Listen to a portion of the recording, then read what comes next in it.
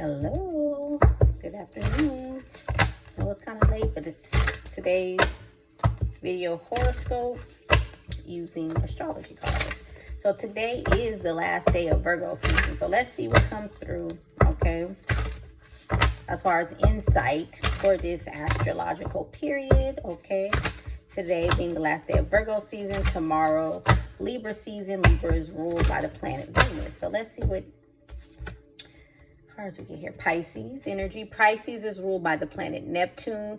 Neptune is considered to be the lord of the unseen world. Pisces is the last sign of the zodiac, so typically seems to absorb all of the energy of all of the previous signs, okay? Very spiritual sign, very intuitive, okay? 12th house of the zodiac is ruled by Pisces, okay? This is the area of the zodiac. This deals with this could deal with areas, difficult areas. It's considered to be one of the most challenging areas to navigate in the zodiac. It can deal with like confinement. This could deal with also escapism type of attitudes or tendencies. So let's see, 7th house. Okay, so the 7th house, this area of the zodiac is ruled by the planet Libra. So we'll be going into Libra season tomorrow. Libra is ruled by the planet Venus. So because I'm getting Venus and Pisces together, this is speaking to like love connections, love relationships. Let's see, Eros. Okay, Eros is an asteroid in astrology. This typically, this is considered to be like the lover. This can deal with like affection, passion. And now let's see what we get here, last quarter moon. So let me look at my moon calendar and see why I'm picking up on the last quarter moon, that phase. Okay, we'll be going into the first quarter moon tomorrow. Last quarter moon, so I'm going to be going into October now. Last quarter moon, October 6th, which will be in the sign of Cancer. Cancer is a very intuitive sign as well. So this is more so indicating like in choices of love and mates, okay? Sometimes we call things like soulmates or, oh, I just felt this way about this person. But we have to be careful with that because Pisces energy, okay, in making connections, partnerships, I should say. If it's just a connection where it's kind of just, short term or something similar to that, then that might not be that important. But if it's our love partnerships, and a partnerships includes, a situation where you're making an agreement with someone, then it's to escape the temptation to mix up what is actually love or a delusion or a fantasy of love and fulfillment versus something that is just affection or something that is romantic, okay? So with this tendency, what can happen is we can make choices in love partners that typically are not compatible. It's not compatible. It's just based off of a feeling that's fleeting, or it can be like fantasy. Venus, which rules the sign of Libra, rules that 7th house, that card I pulled, that Venus and Pisces typically deals with a person like romanticizes love. This may not be based in reality. It may not be a situation that will even turn out to be something beneficial, but it's just the fantasizing of love itself, okay? But to help to kind of navigate that and not get caught in situations where, moving too soon with intimacy or moving too soon with making agreements with someone, is to be able to sift out fact from fiction in order to make a logical choice that's not based off of a feeling alone, okay? Neptune coming up again. Neptune rules the 12th house of the zodiac. This is a different card set, ascendant, okay?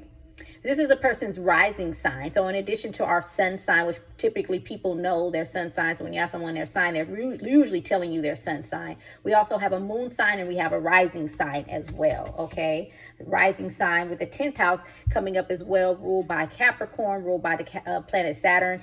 These coming together is indicating that what you project out to the world, what you are showing, the symbols of success. Jupiter rules the sign of Sagittarius. Jupiter is considered to be a very auspicious planet of good luck. Anything it touches is going to grow and expand. Okay. So this is more so speaking to successful partnerships, successful and they may not necessarily be business relationship partnerships, but with me picking up on that arrows card, that's dealing with like romance, that's dealing with passion. So that's more so picking up on dynamics, dealing with relationships, dealing with love partnership, sifting out fact from fiction when you're trying to make an assessment of a future partnership, not someone that you're just looking to have, casually date or have some romance or a fun time with. Okay. And that's just helpful. Yes, Venus coming out last. So Venus, and I'm gonna end it with this. I like to kind of just end it right when the kind of message kind of becomes, at the point where it's the message is coming through as far as what that is. And I'm picking up on either a sign of a zodiac season that we are in. I'm always typically going to get that in the reading. I'm going to get a person's zodiac sign as far as the cards that I'm pulling, planet that rules their sign, the house that their sign rules, or I might just get the astrological period that we're in. Venus rules the sign of Libra. We'll be going into Libra season tomorrow, September 23rd. Okay. Venus rules the 7th house of the zodiac. The 7th house of the zodiac deals with love partnerships. It does deal with business partnerships. But in this sense, I get the sense that I'm picking up on making wise decisions when it comes to making partnerships with someone that's in the realm of love. Okay. And sifting out and making a determination when you're connecting with someone. What are you looking for? Are you looking for something short term? Are you looking for some romance, passion? Are you looking for someone that you can create? A partner is someone that you're building something with, or building a love with. Love is important, to sustain a relationship, but there are other factors that should come into place as well. So when we're dealing off of energy like Eros, which is considered to be the lover, passion, then, a lot of times we are blinded, and sometimes we're blinded by love as well, in making choices that are not just built for the short term, but that are built to last. And that is when the sifting out of fact from fiction. And, that Pisces energy is more, although it is intuitive, it also speaks of escapism as well, escaping reality, not really dealing with the earth plane, dealing with the planet Earth, reality, setting decisions based on reality and what makes sense, okay, versus a feeling, okay, of sometimes these feelings are fleeting. Sometimes it can be a real feeling. People have twin flame connections with someone. People have soulmate connections with someone. That is real, but those are spiritual connections. And what happens in those connections, sometimes one of the partners is they're not on a spiritual journey. You can't make a spiritual connection work like a twin flame connection or a soulmate connection without both parties being on a spiritual path or being in agreement to be in a partnership with each other. And if they're in a partnership with one another and one person is not on the spiritual path, then that requires the other person to do all of the heavy lifting in the relationship, because it is a spiritual connection. It's not just a typical relationship. It is based on the spiritual plane, like Neptune, this energy. Okay. Pretty much a connection made, in the ethers, for lack of a better word. That type of relationship is not going to be functional. It is not going to be long lasting without there being some type of spiritual element. One of the partners will have to be on the spiritual journey. If one of the partners is on the spiritual journey, the other is not, but the other person has committed to a love partnership, the one that is committed to spirituality is going to have to do a lot of work. It can work. They're going to have to do a lot of work because they're doing all of the spiritual heavy lifting for the other person. If that's not going on, when a person is making statements like, this is my love, this is my soulmate, this is my twin flame, and wondering why the relationship is not working, or wonder why they're not coming in connection, is because one or two things is going on. The other person has not committed. They're not signing up for the love that you're offering. They don't want it. Love can be offered, but it doesn't have to be accepted. They don't want it. They don't want what you're offering as far as love is concerned. Okay. They're not. And with that, they're not on a spiritual path. Usually a person is rejecting love for one or two reasons. They just they're not looking for that. They're not looking for that type of relationship or that type of interaction with someone.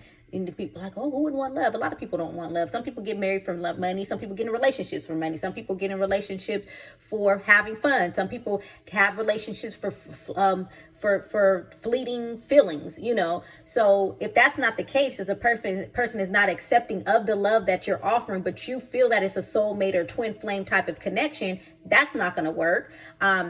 The other thing, so they would have to be accepting of you, accepting of the relationship. Now, if they're accepting of the relationship, it still won't work if you and or the other person is not on a spiritual path. Why? It's a spiritual connection. Soul. This is not earth plane. This is the soul connection. This is the unseen world. This is the realm ruled by Neptune. You cannot make a twin flame, and let someone correct me if that is the case.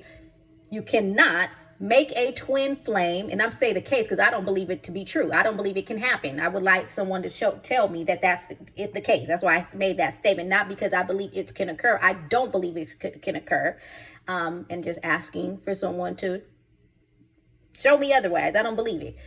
That you can make a twin flame or a soulmate connection work without either one person that's either not on the spiritual path being accepting of the relationship, okay, with that person, or if the two are in connection with one another, one of the person being on a spiritual path. So even if the person is accepting of the relationship, if one person is not on a spiritual path, they have not dedicated themselves to spiritual works, that connection is going to be dysfunctional. It's going to be off and on. It's not going to work. It's either going to break up, or the other person's just not going to be, it's not going to last. It's a spiritual connection. It needs the spirit injected into the relationship for it to work. It either has to be injected in the relationship by both partners or one partner. So with that being said, we have to be honest with ourselves when we set ourselves up, or we're looking for a relationship, when we are agreeing to be in a relationship with someone. And also we have to not allow ourselves to be like floating out in the ether somewhere, sitting by waiting for a relationship to work with someone that we feel the connection. Oh, this person is my soulmate. Oh, this person is my twin flame. I just feel it. I know it. Why is this person not coming to me? And you're sitting by waiting. You're putting off love, because you can have love with someone that's not your twin flame. You can have love with someone that's your soulmate, and you're putting off love and experiencing love and companionship because you're waiting for this other person to be accepting of a relationship with you based off of what you feel. You feel it's a twin flame. You feel it's a soulmate. But the other person, either one, they don't feel it, or they may feel it, but they don't want it. They don't want they don't want the relationship. Or if they just don't believe it. They're just not...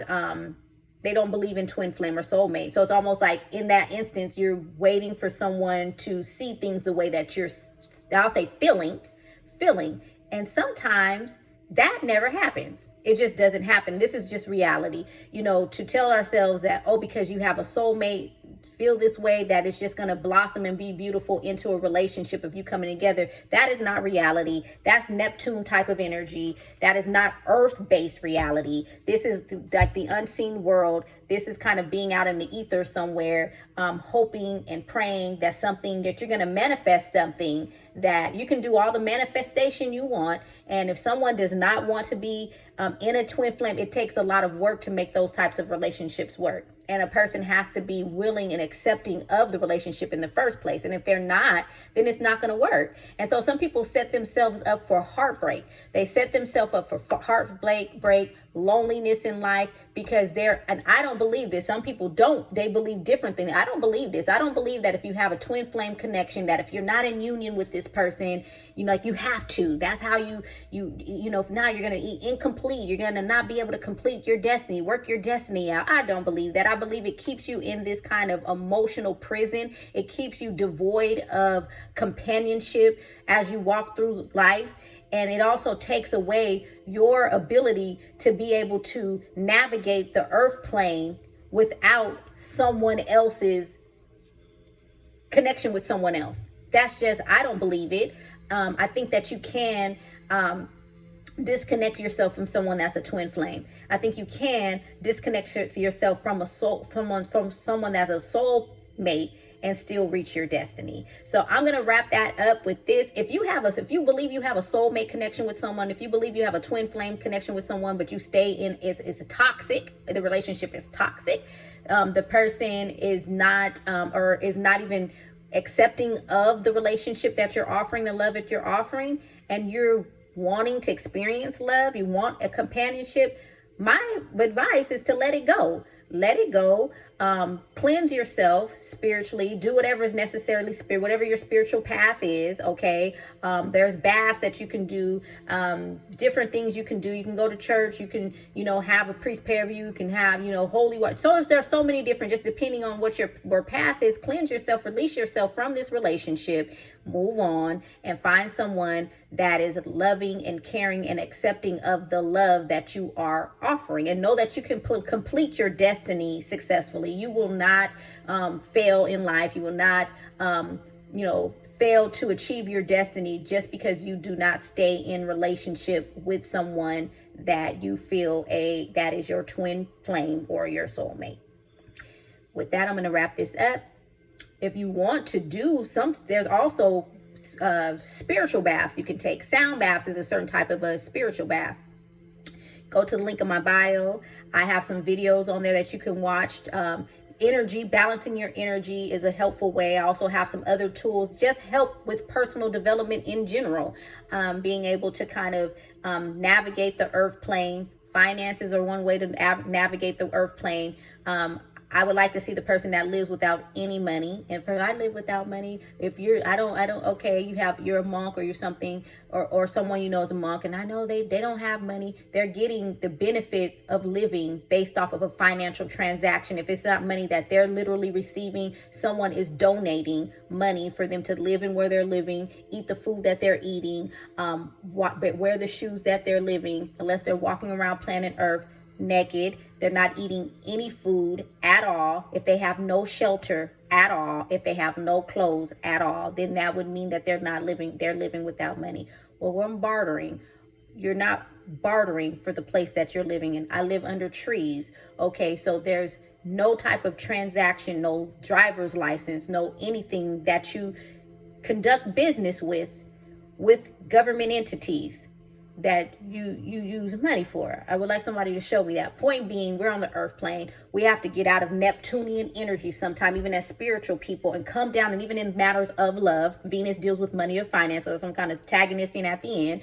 We're going into Libra season tomorrow. We have to get out of this get into reality. We need reality checks. As far as how to navigate successfully on the earth plane. Okay, how to live successfully. One way, balancing our energy. Sometimes we're so scattered because our energy is all over the place. There are several ways to balance your energy. Balance your spirit, for people that are in different traditions. Balance yourself spiritually, okay? Prayers, music does that. There's different things to do that. But we're walking all over this place, scattered in some type of unseen world, somewhere in the third, and I know some people are in these other dimensions. They're operating in these fourth, fifth dimensions. I'm not operating in the fourth and fifth dimension. We are on earth plane. You are mostly operating your spirit and your mind. And when I go back to talk about twin flame and soulmate, that is an earth-based relation. It might be generated in the spirit world, but it needs to be walked out on the earth plane. Therefore, we have to successfully know how to walk through the earth plane.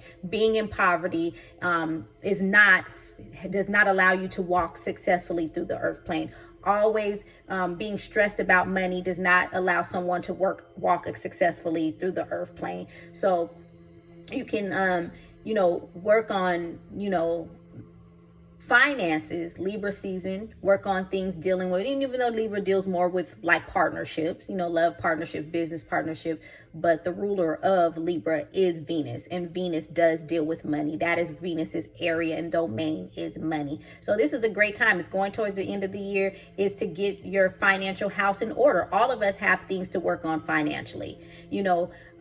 Most Americans, and I can't speak of other countries. I'm in the United States. Most Americans, even if they make a lot of money, people that even make over $100,000 a year are living paycheck to paycheck. Okay, people can be in 2-family households and are living paycheck to paycheck. So there is some type of financial house cleaning that most of us can do, okay, the majority of people can do before the end of the year, before going into 2024. A lot of times when we're making New Year's resolutions, we're making them New Year's Eve or the day of New Year's, but we haven't made practical steps of making those resolutions a reality by putting the steps in place to do that. So this is a great time to kind of go over anything dealing with like finances, whether it's taxes, debt that might need to be paid off, things that not making more money, signing up for some type of you can sign up to do like a gig, some type of side work, holiday. They'll be having holiday jobs open, if there's another source of income that might be needed. Financial house cleaning at the end of the year is way better than doing financial house cleaning at the beginning of the year when taxes are due, because now you still have time to do certain things. You can donate, to offset tax consequences, tax obligations. Also, there's still things that can be looked at and being put in place now to help when filing taxes at the beginning of 2024. So great time to kind of do financial housekeeping. So just kind of going back, I have a link in my bio course that I have coming up, Keys to Money Mastery, as well as some other self-help essentials that you can check out from the link in my bio.